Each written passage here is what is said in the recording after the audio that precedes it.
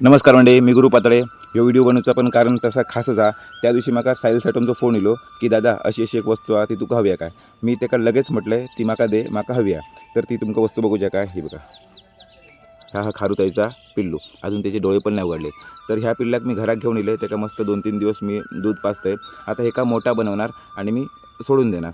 पण असाच एवढा लहान पिल्लू आपण रस्त्यावर ठेवू शकत नाही, कारण त्याचे अजून डोळे पण नाही उघडलेत आणि त्या खाणार काय, जगणार कसा. त्याच्यामुळे मी घरात घेऊन येले. जर अशा गोष्टी तुमका पण कधी रस्त्यावर आढळलो तर त्यांचं नक्की सांभाळ करा. थोडेसे मोठे बनवा आणि त्यांना सोडून द्यावा, कारण निसर्गाचा समतोल राखणं पण गरजेचं आहे. आता तुम्ही ऐकतास की 400 एकर जंगल तोडला आता आणि त्या जीवजंतूंचे, त्या पक्षी प्राण्यांचे काय हाल झालेत. त्याच्यामुळे हे आपल्याला टिकवणं गरजेचं आहे. ह्यासाठी मी ह्या पिल्लाक घरात घेऊन येले आणि ह्याचं थोडंसं सांभाळ करणार काही दिवस आणि मी त्याला सोडून देणार नंतर मोठा झाल्यावर. ठीक आहे, चला आज पुरतं एवढाच. धन्यवाद.